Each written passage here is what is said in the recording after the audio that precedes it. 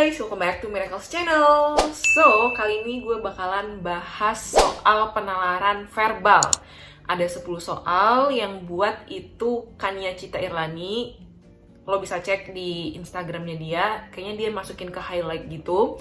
Linknya nanti gue taruh di bawah juga. By the way, soal-soal di sini itu penalaran verbal itu mirip-mirip sama penalaran umumnya TPS di SBMPTN. Terus juga ujian mandiri ya, soal penalaran di ujian mandiri, CPNS, apalagi psikotes, tes kedinasan, dan lain-lain gitu. So, yaudah kita langsung aja bahas ke soal pertama. Diketahui informasi berikut, ada langit yang berwarna biru. Kesimpulan, ada langit yang tidak berwarna biru. Apakah kesimpulannya ini valid atau tidak valid? Kalian bisa pause dulu videonya, terus jawab. Kalau udah, kita lanjut bahas. Nah, di sini cuma diketahui ada langit yang berwarna biru. That's it. Informasinya sampai situ. Oke? Kalau dia bilang ada langit yang tidak berwarna biru, ya nggak tahu dong, ya kan? Informasinya cuma ada langit yang berwarna biru. Ada nggak yang berwarna selain biru? Ada nggak yang tidak berwarna biru? Ya, we don't know, kita nggak tahu gitu.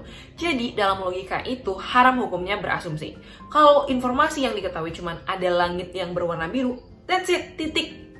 Ada nggak langit yang berwarna tidak biru? Ya nggak tahu gitu. Jadi ini jawabannya adalah tidak valid. Kebanyakan mungkin orang mikirnya gini kali ya.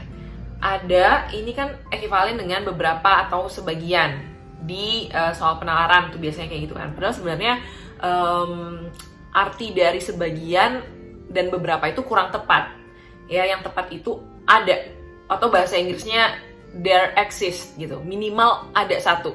Kalau misalkan sebagian atau beberapa mungkin dipersepsikan orang, oh berarti sebagian ada, sebagian tidak gitu ya. Kayak misalnya sebagian langit berwarna biru, oh berarti sebagian lagi ada nih yang nggak berwarna biru. Jadi ada beberapa sebagian, itu sebenarnya bahasa Inggrisnya there exists atau some. Nah, some ini nih yang jadi masalah ketika diterjemahkan ke bahasa Indonesia. Jadinya beberapa atau sebagian gitu. Jadi orang mikirnya, oh ada lagi nih beberapa yang enggak, beberapa iya, beberapa enggak. Padahal sebenarnya nggak kayak gitu. Artinya there exists itu kan tadi ya ada minimal satu. Some juga kayak gitu. Some itu artinya bukan lebih dari satu, enggak. Some itu ya pokoknya ada minimal satu gitu. 2 kah, 3 kah, semuanya kah, nggak tahu. Yang penting ada minimal satu. Contoh lagi nih, misalkan gue bilang ada guru yang memakai baju gitu kan. Kesimpulan, ada guru yang tidak memakai baju. Ya invalid dong, kita nggak tahu. Yang diketahui cuma ada guru yang memakai baju. That's it, informasinya, titik, udah. Jangan mikir kemana-mana lagi, stick to the informasi yang diketahui.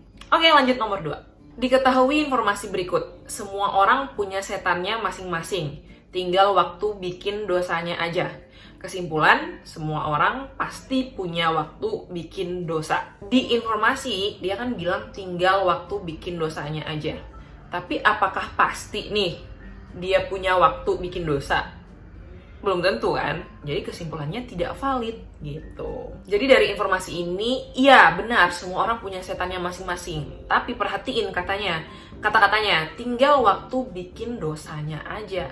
Tinggal waktu bikin dosanya aja. Tapi apakah pasti nih dia punya waktu bikin dosa, si orang yang punya setan ini? Ya nggak tahu ya kan? Jadi ini kesimpulannya tidak valid gitu. Nggak pasti, karena di informasinya adalah tinggal waktu bikin dosanya aja. Apakah pasti tuh dia punya waktu untuk bikin dosa itu? Ya enggak gitu ya. Jawabannya tidak valid. Lanjut, pertanyaan 3. Diketahui informasi berikut. Daku ingin kembali jika ada jalan untuk kembali. Kesimpulan, meski tidak ada jalan untuk kembali, Daku tetap ingin kembali. Informasi ini ya, kan bentuknya verbal. Kalian bisa ubah ke simbol matematisnya. Kalau misalkan kalian belum kebayang nih dalam verbal gitu, boleh aja ditulis biar prosesnya lebih third gitu. Apa sih? Ya. Ini kan jika ada jalan untuk kembali, maka Daku ingin kembali gitu kan. P maka Q. Ada jalan untuk kembali, P, Q-nya Daku ingin kembali gitu kan. Jika P maka Q, ekivalen dengan negasi Q maka negasi P. Ya, gitu ya. Nah, kesimpulannya kita lihat bentuknya gimana. Meski tidak ada jalan untuk kembali, berarti negasi P maka Q, Daku ingin kembali tadi ki kan, negasi P maka ki. Ekivalen nggak dengan P maka ki? Enggak. Valid nggak? Ya enggak. Kenapa nggak valid? Karena yang diketahui di informasi cuma P maka ki, titik. Jadi artinya apa P maka ki ini? Jika P terjadi, maka sudah pasti ki terjadi, gitu. Tapi kalau P tidak terjadi, apakah ki terjadi? Nggak tahu, gitu. Bisa jadi terjadi, bisa jadi juga enggak, gitu. Kita nggak tahu. Kalau kita nggak tahu, maka jawabannya tidak valid. Maksudnya kita nggak tahu nih si Daku ini tetap ingin kembali atau nggak kembali. Salah juga kalau kita bilang meski tidak ada jalan untuk kembali, oh berarti Daku tidak ingin kembali. Itu salah juga, itu invalid. Karena P maka ki tidak ekivalen dengan negasi P maka negasi ki. Gitu. Dari simbol-simbol ini tadi, ekivalensi ini sebenarnya kita bisa menalar ya secara verbal. Kan yang diketahui cuman P maka ki. Kalau P terjadi, maka sudah pasti ki terjadi. Tapi kalau P nggak terjadi, ki terjadi ini, kita tahu nggak? Yang nggak tahu gitu ya. Mau negasi ki ataupun ki doang, itu kita nggak bisa memastikan. Karena informasinya cuman P maka ki ya. Ekivalensinya dengan negasi ki maka negasi P. Jadi kalau misalkan Daku tidak ingin kembali, itu udah pasti tidak ada jalan untuk kembali gitu. Karena kalau ada jalan untuk kembali, dia ingin kembali. Kalau dia nggak ingin kembali, ya berarti nggak ada jalan untuk kembali gitu. Ekivalensinya gitu. Oke, paham ya? Lanjut ke pertanyaan keempat. Diketahui informasi berikut. Wajahnya terbayang hanya saat kau di sisiku. Cie. Kesimpulan, saat kau tidak di sisiku, wajahnya tidak terbayang. Ayo, ini kira-kira valid atau tidak valid? Sebenarnya ini tadi udah gue sampaikan ya, cara menjawabnya di pertanyaan ketiga tadi. Jadi kan informasi ini ya, wajahnya terbayang hanya saat kau di sisiku. Berarti jika P maka ki-nya gimana? P-nya yang mana? Wajahnya terbayangkah atau saat kau di sisiku? P-nya yang wajahnya terbayang gitu. Jika wajahnya terbayang, maka saat kau di sisiku gitu. Hati-hati terjebak gitu. Mentang-mentang ini ada kata hanya, oh biimplikasi. Enggak, ini implikasi. Kalau biimplikasi itu kata-katanya jika dan hanya jika gitu. Tapi kalau cuma hanya, ya ini menandakan cuma satu arah. Implikasi. Jika wajahnya terbayang, pasti kau di sisiku gitu. Hanya saat kau di sisiku. Wajahnya terbayang. Wajahnya terbayang hanya saat kau di sisiku. Jadi kalau wajahnya terbayang, iya berarti kau di sisiku. Tapi apakah saat kau di sisiku wajahnya pasti terbayang? Ya enggak gitu ya. Yang diketahui cuman wajahnya terbayang hanya saat kau di sisiku. Jadi kalau wajahnya terbayang, udah pasti nih kau di sisiku gitu. Kesimpulan, saat kau tidak di sisiku, wajahnya tidak terbayang. Benar gak? Valid gak? Valid, ya kan? Jika P maka ki. Ekivalen dengan negasi ki maka negasi P. Saat kau tidak di sisiku, ya wajahnya tidak terbayang. Oke deh, kita lanjut ke pertanyaan kelima. Diketahui beberapa informasi berikut. Oh, ini udah masuk 2 informasi ya, 2 premis. Tadi sebelum-sebelumnya masih 1 premis. Oke, premis pertama, semua yang dapat KTP sudah berusia 17 tahun. Premis kedua, Oncom dapat KTP. Kesimpulan, Oncom sudah berusia 17 tahun. Jadi semua yang dapat KTP pasti sudah berusia 17 tahun gitu. Oncom kek, siapa kek, gue kek, pokoknya yang udah dapat KTP ya, berusia 17 tahun. Jadi ini valid. Gampang ya, kita lanjut aja ke pertanyaan 6. Diketahui beberapa informasi berikut. Premis pertama, semua yang pulang kampung mendapat THR. Premis kedua, Oncom tidak mendapat THR. Kesimpulan, Oncom tidak pulang kampung. Nah, ini kalian bisa gambar diagramnya, diagram Venn-nya. Semua yang pulang kampung mendapat THR. Berarti lingkaran di dalamnya adalah yang pulang kampung, lingkaran lebih besarnya lagi mendapat THR. Jadi semua yang pulang kampung ini dia dapat THR. Si Oncom tidak mendapat THR. Berarti letaknya si Oncom ini di luar buletan yang gede ya. di luar si buletan yang 2 ini tadi. Kesimpulannya oncom tidak pulang kampung. Valid atau tidak valid? Valid dong, ya kan? Karena semua yang pulang kampung pasti mendapat THR. Dia nggak dapat THR nih, ya berarti dia nggak pulang kampung gitu. Karena kalau dia pulang kampung, dia pasti dapat THR. Diketahui beberapa informasi berikut. Premis pertama, untuk dapat diterima di kampus A, seseorang harus memiliki tinggi badan minimal 170 cm dan mendapat skor minimal 90. Cendol memiliki tinggi badan 160 cm. Kesimpulan yang valid adalah yang A, cendol mungkin diterima di kampus A. Yang B, cendol pasti diterima di kampus A. C, cendol tidak mungkin diterima di kampus A. D, tidak bisa diketahui. Nah, kita lihat premis pertama. Syaratnya untuk diterima di kampus A apa tadi?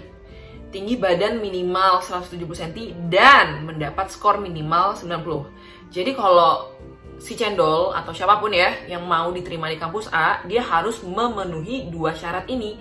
Tinggi badannya minimal 170 dan skornya minimal 90 gitu ya.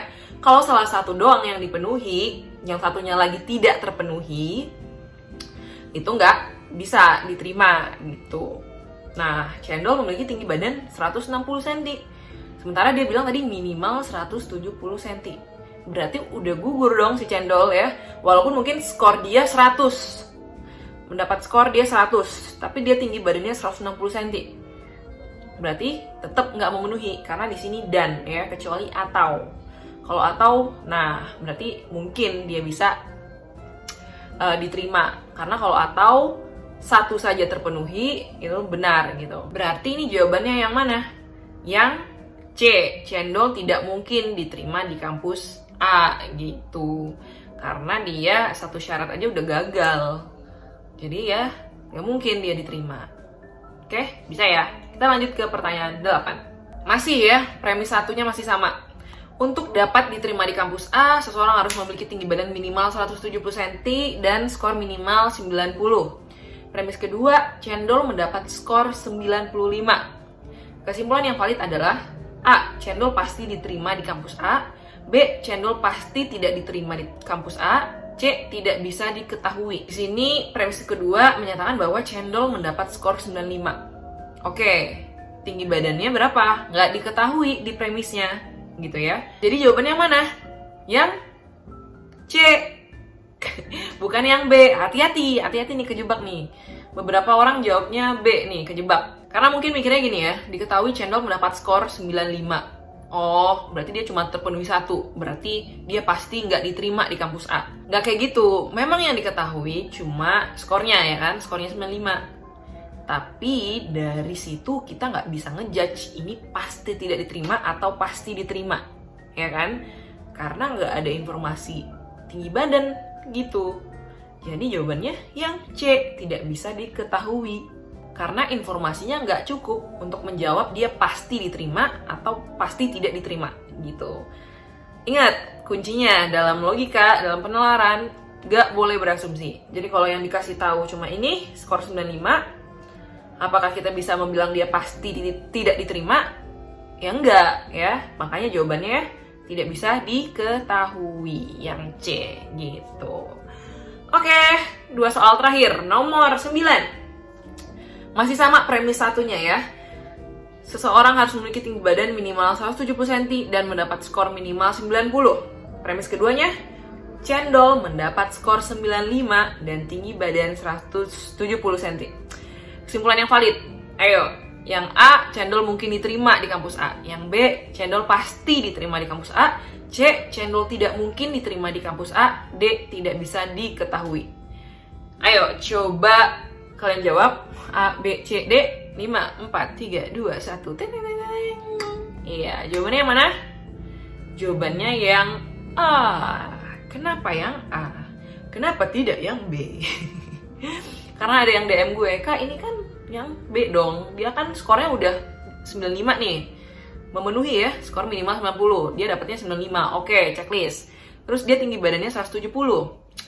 Syaratnya tadi minimal 170. Berarti kalau 170 memenuhi, ya kan? Checklistnya udah 2 nih. Oh, berarti dia pasti diterima.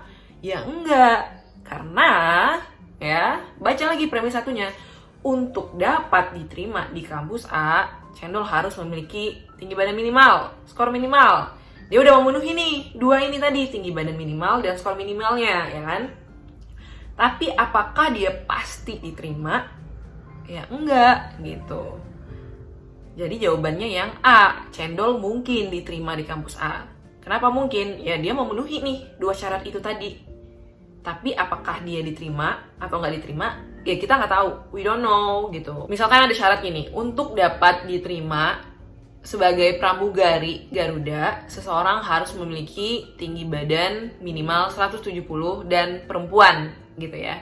Tapi apakah kalau si A nih, dia perempuan, dia tinggi badannya 175, apakah dia pasti diterima? Ya nggak tahu, nggak bisa kita ngejudge gitu kan. Misalnya ada yang daftar nih berapa ribu orang yang tinggi badannya di atas 170 dan perempuan, pasti nggak diterima? Ya enggak dong, nggak tahu gitu ya. Mungkin diterima, pasti kita nggak tahu. Dia cuman memenuhi syarat itu tadi. Oke, gue kasih contoh lain ya. Untuk dapat diterima menjadi tutor Zenius, seseorang harus memiliki ijazah minimal S1 dan memiliki akun YouTube gitu. Terus si B punya akun YouTube, punya ijazah minimal S1. Apakah dia pasti diterima jadi tutor Zenius? Ya enggak gitu kan, tapi dia memenuhi syarat. Nah, berarti dia mungkin diterima. Maka jawabannya yang A gitu. Hati-hati ke Gocek, oke? Oke deh, kita lanjut ke pertanyaan terakhir, pertanyaan 10. Nah, ini ada 3 informasi ya. Dari tadi kan cuma 1 dan 2 informasi, sekarang ada 3 informasi ya. Ada 3 premis nih. Premis pertama, hanya orang kaya yang dapat membeli mobil. Premis kedua, hanya yang dapat membeli mobil yang memiliki mobil. Premis ketiga, untuk dapat meraih Nobel, seseorang harus memiliki mobil. Kesimpulan yang valid adalah kita bisa gambar aja pakai diagram Venn ya. Karena ada 3 informasi.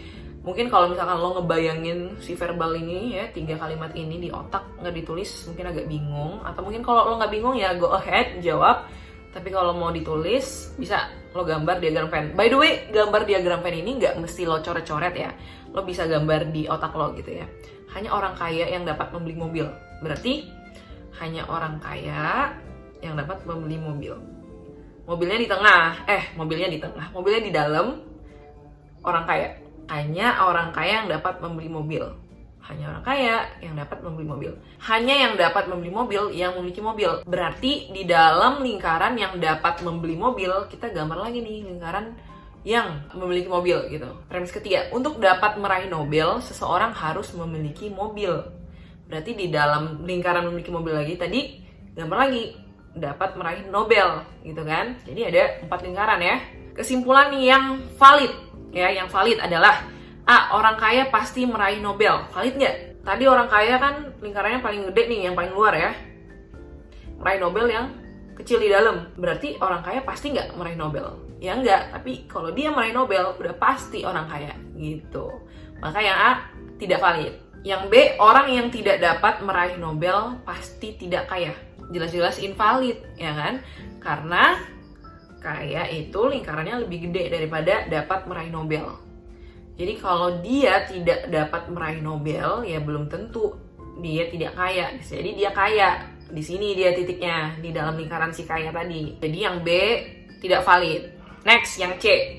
Orang yang tidak kaya pasti tidak dapat meraih Nobel. Nah, ini udah jelas valid, ya kan? Karena yang dapat meraih Nobel, ya, pasti orang kaya gitu. Jadi kalau dia tidak kaya di luar sistem ini ya, di luar diagram Venn ini, sini dia gitu ya, pasti dia tidak dapat meraih Nobel karena Nobelnya ini di dalam himpunan orang kaya gitu. Dia nggak kaya, dia nggak bisa meraih Nobel. Dia nggak kaya, dia nggak bisa membeli mobil. Dia nggak kaya, dia nggak bisa memiliki mobil. Dia nggak bisa memiliki mobil, dia nggak dapat meraih Nobel gitu. Jadi sebenarnya tinggal dihubungin aja ketiga premis ini, tanpa digambar juga bisa. Tapi itu tadi ya, kita harus jernih dalam menghubungkan premisnya.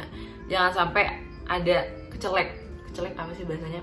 Jangan sampai ada terpleset gitu ya, asumsi atau salah menghubungkan premis gitu. Jadi ya Sebenarnya soal penalaran umum, soal logika ini, intinya stick to the premise, stick to informasi yang dikasih.